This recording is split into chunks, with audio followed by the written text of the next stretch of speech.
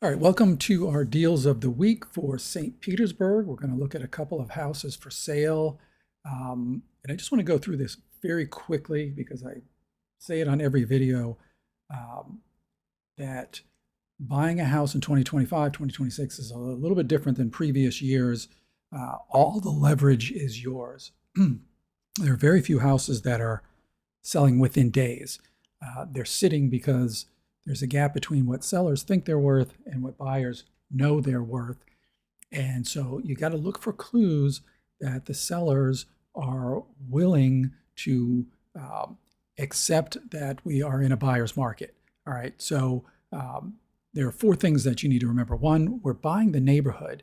Neighborhoods are on sale right now. And this is critically important. In sort of around the pandemic when prices were going crazy, people were just buying whatever they could afford without respect to where the house was. And that's what you had to do because it was a seller's market. But you should be looking at really good neighborhoods now because you don't necessarily want to be a pioneer. You don't want to get stuck in a neighborhood that stalls out. So absolutely buy the neighborhood.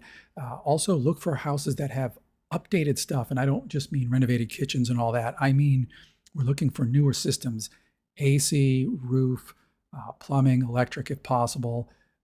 Insurance companies continue to tighten their underwriting standards. And if the systems aren't in good shape, you're going to have a difficult time getting insurance or you're going to end up paying more. Obviously, we don't want that. And you don't have to do that right now. We also want to see sellers who are adjusting to the market. So it's critical that you look at pricing strategy and not just in a glance at how many price cuts there were, but really try to see if the seller has been methodical about reducing prices to find out where the market is, and then sort of taking an educated guess to see if the house is now entering the range. Multiple price cuts to me always means that a seller and a listing agent are doing their job in the sense that they're not getting enough showings at this price. We need to lower it. And if activity picks up but no offers, we need to lower again. It shows a certain seriousness when that happens. And then, in this market, we don't necessarily want to be looking at really quirky houses with odd layouts. Not because, that might appeal to you and that's perfectly fine. But over the next couple of years, if the situation arises where you have to sell, you want a house that has broad appeal that you can sell quickly. If the market recovers completely and houses are hot again and anything's selling, that doesn't matter as much. But if you've got a house where, you got to go through sort of one room to get to another bedroom, or, it's just got a weird layout or whatever, that's probably not ideal right now. And you don't have to do it. There's enough inventory out there, I think, at every price range that you shouldn't have to do that. So we're going to take those four things, those four ideas of buying in a buyer's market, and then we're going to score it to see if we should even go see the house. We can't tell looking online whether or not the house is a buy, but we can certainly narrow down to see if these are houses we should go look at. And then at the end, we'll come up with a price target. What do I think these houses should go for? And then, drop a comment if you disagree, which I'm sure plenty of you will. So let's jump into house number one. And this one is at 425 45th Avenue. And it is in the Allendale neighborhood, and it caught my attention because it's in the Allendale neighborhood, which is a really, really nice neighborhood. Now, there's Allendale Terrace, $1 million houses. Just beautiful. And Allendale, which is a little more sort of, working class kind of houses, 2 1s, 2 2s, 3 2s. But the location is excellent.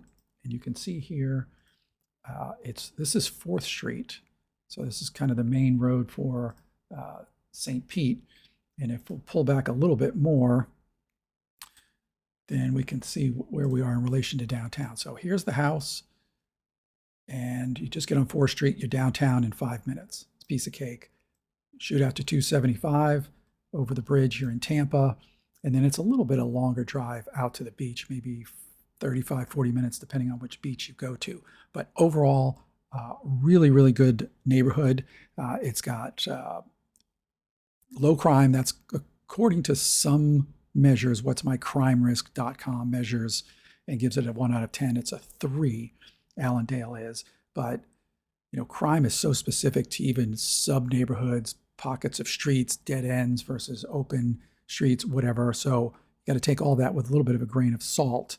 And then there's no flood zone in this particular area. Now, once you get over to Fossil Park and Edgemore, you start to get a little bit more flood. But generally over here, you're usually in good shape. So let's take a look at the pricing on this house and see what the action is there. And you will see that this house has been on the market a while.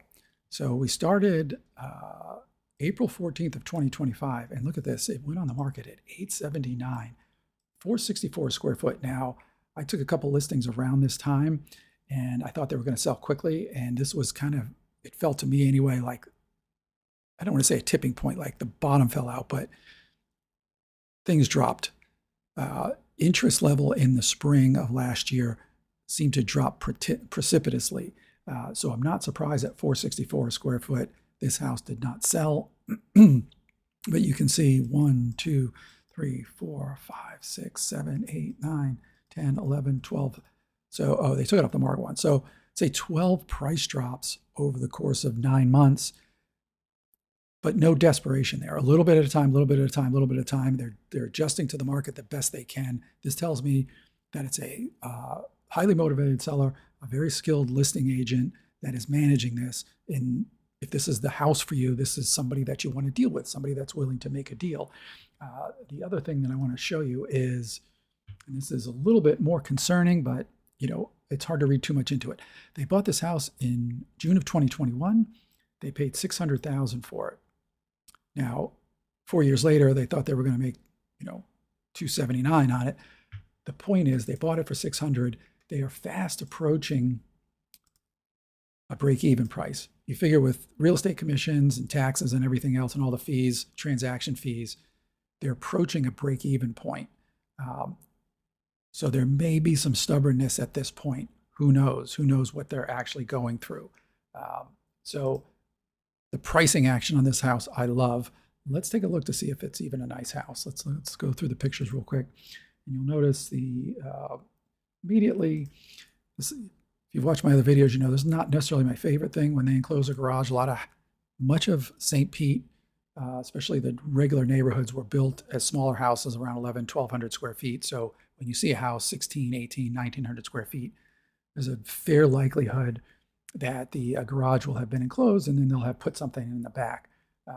Not the end of the world, but you're not going to have a garage here. But as you can see, beautiful renovation.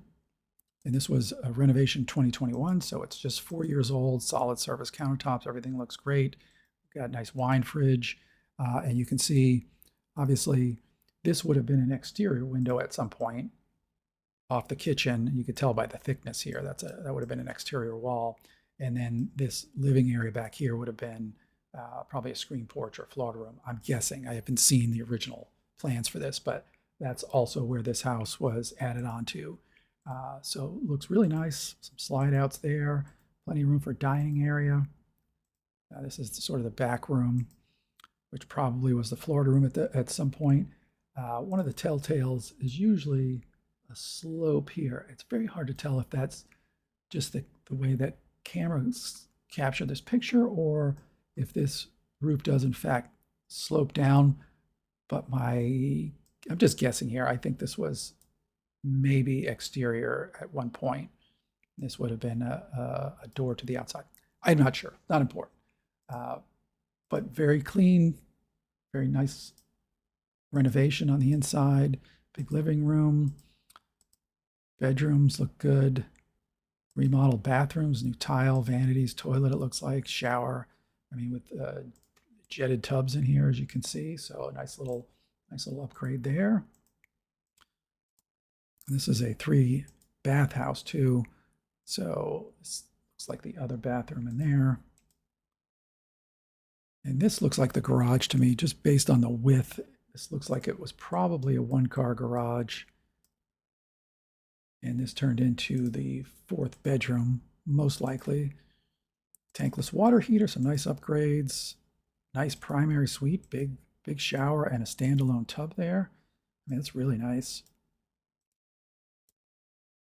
So nothing wrong with the interior of this house at all, from what I can see. And we know it's only a couple of years old. nice screen porch with a pool, beautiful pool and a little spa there, jacuzzi, a nice custom grill station back here. I mean, really nice. They spent some money on this house for sure. So drop a comment. Let me know what you think about this house. I mean, it's certainly nicer than it looks from the outside. You know, if it were me, and this is nitpicky, I would have a nice island with some trees here. I don't like a big expanse of a front yard without anything kind of blocking it, especially at this price point. I'd like to see a little bit of mature landscaping. So let's go ahead and score this one. Pricing action, the days on the market plus price drops. This house, the total price drop on this house, I mean, I don't know if you saw this or you picked up on it right away. It's down $230,000. I mean, that's a serious seller right there. That's somebody that's looking to sell. So we got to credit the listing agent and the seller for that. They're responding to the market. So I'm going to give that a 9. They're doing a heck of a job here. As far as broad appeal goes, a 4.3, 1,900 square feet. Maybe you'd argue out a little on the big side for the neighborhood, for this part of the neighborhood. But at $342 a square foot, that's fantastic. I'm going to score that an 8. As far as maintenance goes, we've got a 2021 roof. This house is never flooded. The remodel was 2021, but they don't tell us if the AC, electric, or plumbing have been updated. That's something that obviously we would want to find out. So I'm going to score that a 7. And then as far as the neighborhood goes, this is Allendale. You can see downtown is just a few minutes away. I'm going to give that a 9 with an asterisk, and the asterisk is as follows.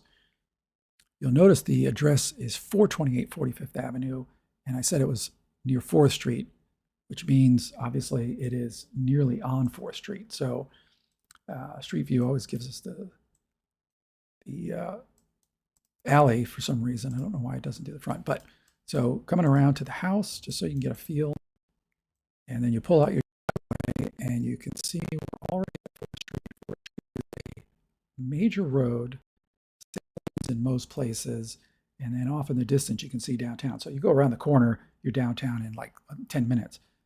That's great, but the question is, are you going to pay $650,000 and be just 2 houses, an alley, and a building away from a major road? That's a question. I don't know. I love the neighborhood. I wish the house was tucked in a little bit further. Overall, we're going to score this one a 7.8, which tells me we should definitely go see this house. If you're looking for a pool house, a 4.3 with good square footage in this price range. But I'm going to honestly, you know, a year ago, I wouldn't have said this at all, but I'm going to put a price target on this one of $320 a square foot, and they're at $342 a square foot now. That puts me at $607. I wonder if they would go for that because now they're going to take a loss, whereas now they're going to break even or make a couple of bucks after 4 years. It's hard to know, but they're already down $230, man. I mean, you know, what's another 25 or 30 at this point, right? So that would be my price target, $320 a square foot, or around $607, $610, somewhere in there. Drop a comment. Let me know, is this house too expensive still? Great neighborhood, $342 a square foot. Let me know. That's house number 1. Let's take a look at house number 2. All right, let's take a look at house number 2 now. This one is in the Lake Euclid neighborhood. And let's take a quick look at the map so you get a feel for where it is. Really, really solid central location. To get to downtown, just hop on 275 right here. You're downtown in 10, 12 minutes tops. 275 also takes you over to Tampa, to the airport. And then the beach is maybe 35 minutes away. So really, really good central location. According to What's My Crime Risk, is a low crime neighborhood. It is also not in a flood zone. Now, I will say that at some point you start getting a little bit closer to flood zone. Let me zoom in here a little bit so that you can kind of get a feel for where we are. Like flood zone, pretty heavy over here. Usually when you're on the west side of 4th Street, you're most likely not in a flood zone, but there are pockets over here that are in a flood zone, but you are not here, which is really nice. And as far as the maintenance situation goes, this house is a total reno in 2023. So it's got a 2023 roof, AC, plumbing, electrical. They did a lot of work on this house. I don't think that you would need to do anything. It was built in 1925, so I mean, it's a pretty old house. And we'll take a look at the pricing action on this one. It's been on the market now 56 days. So we're hitting that 2-month mark. So we wonder if we're going to get another price drop. Right now, we are at 675. They went on the market November at 699. So they had one modest price drop. So one thing that does concern me a little bit is this. They started out at 476, and this was in November. I mean, we were, in a down market at this point. And I was struggling to find any comps that I could see that were quite at this level. Now, there weren't a ton of houses that had been renovated to this extent and then hit the market at this point. But I am a little bit concerned about this price situation here. But let's take a look at the actual house and see if we even like it. The first thing that stands out to me, honestly, is not my favorite thing. This is the alley back here. And this house sits all the way back, and it's just got like kind of a single car driveway.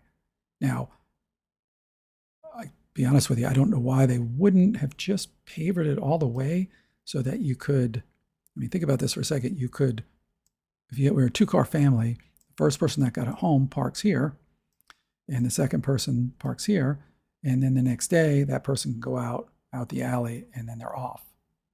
That makes sense to me. I don't know. Kind of almost seems obvious. So big front yard, but the house sits way back on the lot, which is not my favorite thing. But they did spend some money on this house. And you see the wallpaper's been added, which is kind of making a comeback. So a big open kitchen, big open living room, a lot of custom work here, high-end appliances, so it seems. And that's just sort of digitally staged there, but you can see how big this room is. It's very, very nice. Nice light fixtures. Separate laundry room. There's a half bath right there. Again, a pet peeve of mine. I do not like barn doors as bathroom doors. There's always a gap right here. So if somebody walks in and you're in the shower, I don't know. That's just a personal taste, but if I bought this house, that would be the first thing that I would get rid of. Nice job on the renovations on the bathrooms, though. Very, very tasteful. Bedrooms are small. This house is only a little under 1,400 square feet. Second bathroom, also gorgeous. So really, really nice job here. And I would say, generally speaking, this house has broad appeal as a 2.5, 1,400 square feet. Now, obviously, when you've got, when this is spread over 2 floors, which would be about 800 on the bottom, probably 600 on the top. Sometimes that first floor can feel a little bit small, but I don't think that was the case here. Everything was nice and open and well laid out. So I think kudos to whoever designed this renovation. They did a really, really nice job. So let's score this house. Days on the market, 56. So we're not quite to the 2-month mark. So obviously we're not going to see any desperation yet. One price drop of $24K. This concerns me though. $460 a square foot. I'm not sure that's where we're going to be in this neighborhood. This is a really nice renovation and it's a gorgeous house. I just feel like that might be last year's price. So I'm going to score the pricing strategy 6 here. Broad appeal, I'm going to give it a 7 simply because, again, I'm not crazy about the idea that it sits all the way in the back of the yard. And I don't think I'm going to be alone in that. And you only have a 1-car driveway. I think that's going to turn some buyers off. So if you had to resell, that might have an effect. As far as low maintenance goes, I'm going to give that a 7. This is a total renovation in 2023. My only concern is that the bones of the house are 100 years old. And as far as established neighborhood goes, I have no issues at all with Lake Euclid.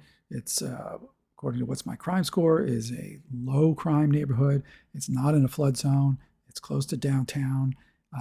And the neighborhood has homes of similar size. So I'm going to score this thing a 7.25 out of 10, which means generally speaking, we should go see this house if this is something that you're kind of looking at. But I will give you my price target on this, and it is low. They're at $675 now. I'm at $401 a square foot. I mean, I don't know if that's realistic. I don't know if they're reaching a limit. The owner of this house, the seller, is reaching a limit, but $401 a square foot puts us at $589. That's where I like it, to be honest with you. Drop a comment. Let me know if you think that's about right or if we're still too high. Remember to subscribe to the channel so you get notified of future videos. And also, my name is Steve Reynolds. I'm a realtor here in St. Petersburg. If you're looking to buy anywhere in the Bay Area, give me a call, send me a text, send me an email. I'd love to help you out. And I will see you next time.